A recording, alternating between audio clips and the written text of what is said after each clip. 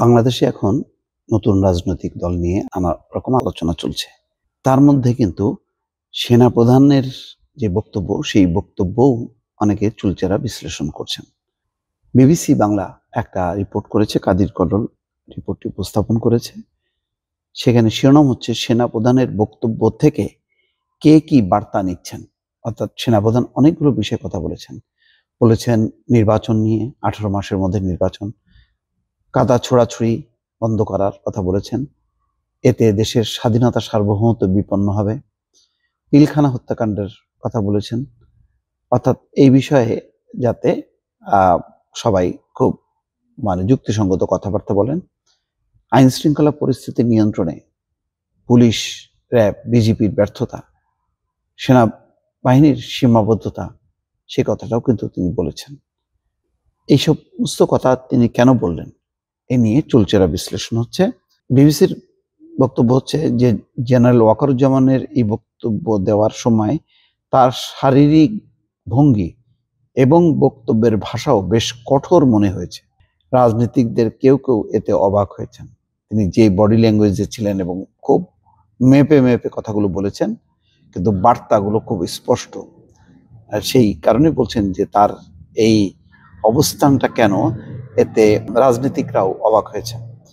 কারণ অন্তর্বর্তীকালীন সরকারের গত 6 মাসে বিভিন্ন সময় বিভিন্ন অনুষ্ঠানে সেনাপ্রধান যেসব বক্তব্য দিয়েছেন, সেসব বক্তব্যের সঙ্গে সর্বশেষ বক্তব্যের পার্থক্য সহজেই দেখা যায়। অর্থাৎ এর আগে তিনি কিন্তু খুব গুরুত্বপূর্ণ কোনো বিষয় বলেননি। এমনি নর্মাল যেই বক্তব্যগুলো, প্রথাগত যে বক্তব্যগুলো, সেগুলি তিনি দিয়েছেন।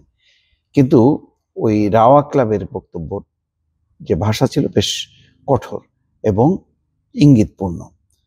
বিশেষ করে জুলাই গণঅভ্যুত্থানের গত 5ই আগস্ট শেখ হাসিনার শাসনের পতনের দিনে রাজনৈতিক দলগুলোর সঙ্গে বৈঠকের পর সেনাপ্রধান বক্তব্য দিয়েছিলেন। তার সেই বক্তব্যেই জানা গিয়েছিল শেখ হাসিনা ক্ষমতা ছেড়ে দেওয়া, অন্তর্বর্তী সরকার গঠনের বিষয় এবং সেই সময়ের পরিস্থিতি সম্পর্কে। সেদিনের বক্তব্যে তার ভঙ্গি এবং ভাষা তেমন কঠোর বা শক্ত ছিল না। তিনি নির্বিকারভাবে বলেছেন যে শেখ হাসিনা পদত্যাগ করেছেন এবং তিনি দেশ ছেড়ে চলে গেছেন। নতুন সরকার গঠন হবে, আইন শৃঙ্খলা পরিস্থিতি স্বাভাবিক রাখার জন্য তিনি বলেছিলেন। তাদের কেউ কেউ বলছেন গণঅভ্যুত্থানের পর অনেক ক্ষেত্রে অন্তর্বর্তী সরকার ব্যর্থ হয়েছে। বিশেষ করে আইন শৃঙ্খলা পরিস্থিতি নিয়ে চরম উদ্বেগ শঙ্কা তৈরি হয়েছে। রাজনৈতিক দলগুলো বিভেদে জড়িয়েছে। সার্বিকভাবে এটিকে একটি নিয়ন্ত্রণহীন পরিস্থিতি হিসেবে দেখছেন অনেকে। এটা কিন্তু এই সমালোচনাটা প্রধান দল বিএনপি করছে, আরো অনেকগুলো রাজনৈতিক দল করছে যে আইন শৃঙ্খলা এবং সার্বিক পরিস্থিতি ভালো না। অন্তর্বর্তী সরকার 6 মাসে সার্বিকভাবে তাদের নিয়ন্ত্রণ কতটা প্রতিষ্ঠা করতে পেরেছেন, এ নিয়ে মানুষের মধ্যে সন্দেহ রয়েছে।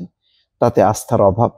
রাজনৈতিক দলগুলোও মনে করছে অনেক ক্ষেত্রে সরকার তাদের অথরিটি বা নিয়ন্ত্রণ দৃশ্যমান করতে পারেনি। অন্যতম প্রধান দল বিএনপির মহাসচিব মির্জা ফখরুল ইসলাম আলমগীর বিবিসিকে বলেছেন, রাজনৈতিক দলসহ সংশ্লিষ্ট পক্ষগুলো ঐক্যবদ্ধভাবে দায়িত্ব পালন করতে পারছে না। সে কারণে সেনাপ্রধানকে সবাইকে সতর্ক করে বক্তব্য দিতে হয়েছে বলে তিনি মনে করেন। রাজনৈতিক দলগুলো আর সংশ্লিষ্ট পক্ষগুলো ঐক্যবদ্ধভাবে কাজ করার দরকার ছিল। তাদেরই সরকার হচ্ছে ইউনূস সরকার। সেই ক্ষেত্রে রাজনৈতিক দলগুলোর মধ্যে ব্যর্থতা আছে। সেই কারণেই সেনা প্রধান বক্তব্য দিয়েছেন। এটা মির্জা ফখরুল ইসলাম আলমগীরের বক্তব্য।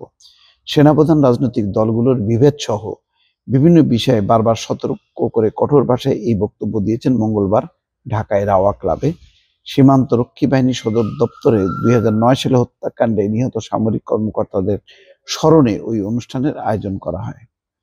জেনারেল ওয়াকারুজ্জামান সতর্ক করে বলেছেন, নিজেরা কাদা ছোড়াছুড়ি, মারামারি ও কাটাকাটি করলে দেশ ও জাতির স্বাধীনতা বিপন্ন হবে।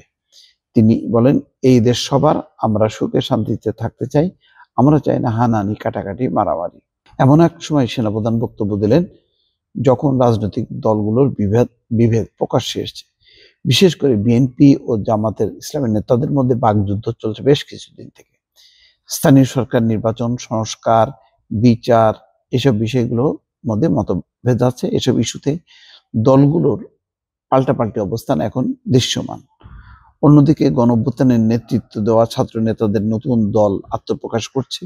এই দল গঠনের প্রক্রিয়া ছাত্র নেতাদেরও অনেক বিভিন্ন ইস্যুতে বিএনপি সমালোচনা করছে, জড়িয়েছে বিতর্ক। অন্তর্বর্তী সরকারের যে 3 জন ছাত্র প্রতিনিধি আছেন, তাদের মধ্যে নাহিদ ইসলাম উপদেষ্টা পদ থেকে পদত্যাগ করে নতুন দলের নেতৃত্ব দিয়েছেন এবং আজকে তার অভিষেক হলো বলতে গেলে নতুন দলের আহ্বায়ক হিসেবে। তারপরও নাহিদ ইসলাম, আসিফ মাহমুদ আছেন, মাহফুজ আলম আছেন সরকারে।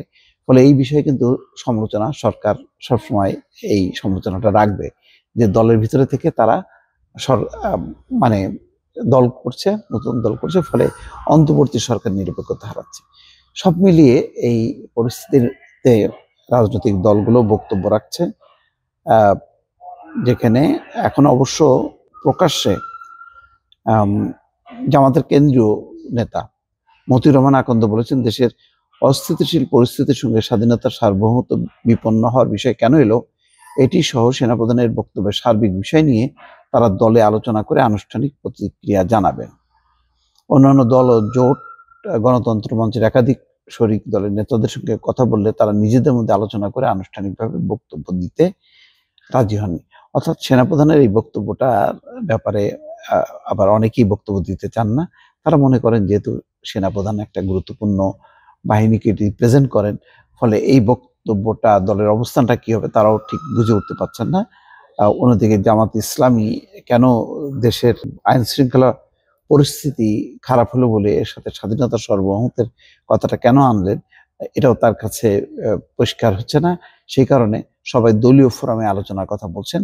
তার মানে হচ্ছে সেনাপ্রধানের বক্তব্যকে অত্যন্ত গুরুত্বের সাথে নিয়ে সবাই কি প্রতিক্রিয়া জানাবেন এখনো সেটি তারা বুঝে উঠতে পারছে না। দর্শক, ভালো থাকবেন। আল্লাহ হাফেজ।